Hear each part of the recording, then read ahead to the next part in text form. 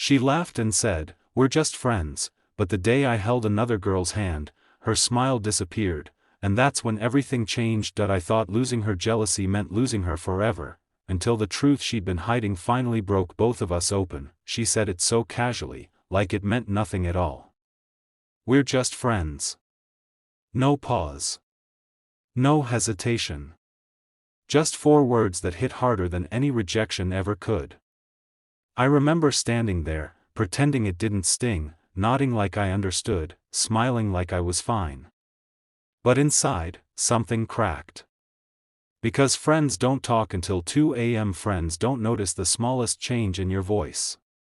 Friends don't get quiet when someone else makes you laugh. Or at least, that's what I told myself to survive the confusion. I stayed, because walking away felt worse than staying uncertain. I became the guy who listened to her heartbreaks, celebrated her wins, and hid his own feelings behind jokes. And every time someone asked what we were, she'd smile and say it again, "Just friends." So I tried to believe her. I tried to kill the hope slowly, painfully, day by day. Then one evening, everything shifted. I showed up to a small gathering with another girl. Nothing serious. Just someone kind, someone who looked at me like I mattered. I didn't expect anything dramatic. But the moment she saw us together, her energy changed. Her laughter stopped reaching her eyes. She went quiet, distant, sharp. She kept watching us, pretending not to. Later, she pulled me aside and asked, "Since when?" Her voice wasn't angry, it was hurt. That's when I realized the problem wasn't that we were just friends. The problem was that I was never allowed to move on. That night, I went home confused, replaying everything. If we were just friends, why did it feel like I had betrayed her? Days passed, and the tension grew.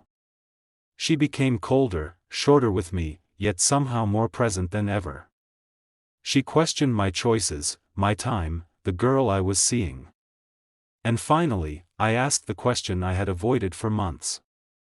"Why does it bother you?" Silence filled the space between us. She looked away, then said something that shook me. "Because I didn't think you'd actually choose someone else." That sentence hurt more than any rejection. I realized I had been her emotional safety net, not her partner. Someone to lean on without committing to.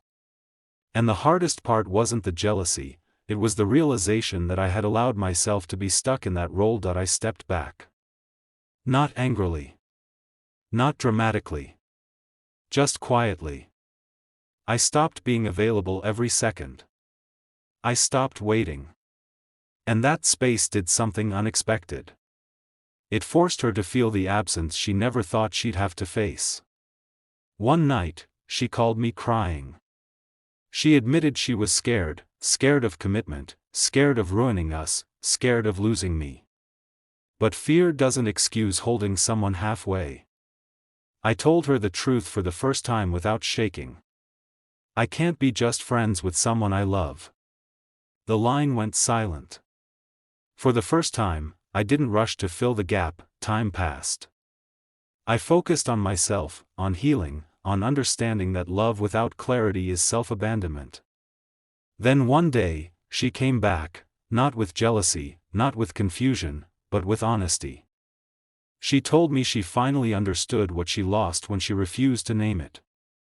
But by then, I had learned something powerful. Love should never feel like waiting in line. I forgave her, not because she asked, but because I deserved peace. We didn't end up together, but we both walked away changed. The lesson stayed with me. Sometimes people don't realize your value until they see you choosing yourself. And sometimes, the greatest love story isn't about ending up together, it's about ending up stronger. If you've ever been someone's just friend while carrying real feelings, remember this: the right person won't get jealous when you choose someone else, because they'll choose you first. The third chapter didn't begin with drama. It began with silence.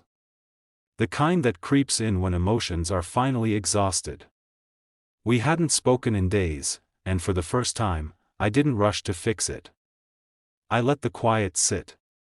I let it ask its own questions. I went out more, smiled more, lived more. Not to prove anything, but because I finally understood something I had ignored for too long. I had been shrinking to make space for someone who wasn't brave enough to choose me. And the moment I stopped shrinking, the world felt lighter. Then one evening, unexpectedly, she showed up. No warning.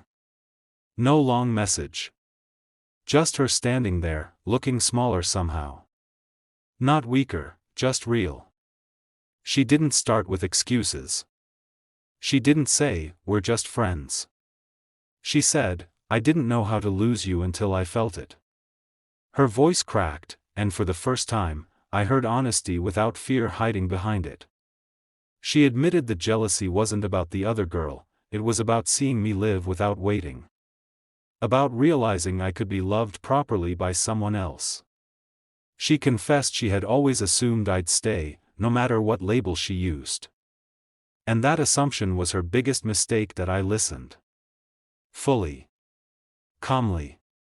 Not like before, when every word from her controlled my emotions. I told her something she didn't expect. I told her that love without clarity slowly turns into pain. That being chosen halfway teaches you to doubt your worth. That I didn't need jealousy anymore, I needed peace. Tears fell, but not the kind that manipulate. The kind that accept. She nodded, understanding finally landing where fear once lived. We didn't promise anything. We didn't try again. We hugged goodbye, and for the first time, it felt like closure instead of loss. Walking away that night, I realized the story wasn't about her choosing me. It was about me choosing myself. About understanding that real love doesn't confuse you, doesn't keep you waiting, doesn't get jealous when it never committed. And maybe she loved me in her own way, but love that's afraid to speak is love that teaches lessons, not futures. I moved forward with gratitude instead of bitterness, carrying a truth I'll never forget: the right person won't say, "Just friends," while treating you like more. They'll say your name with certainty and choose you without fear. If this story felt familiar, it's because many of us have lived it quietly. If you've ever been stuck between hope and hesitation, remember this: you are not hard to love. You were just asking the wrong person to be brave.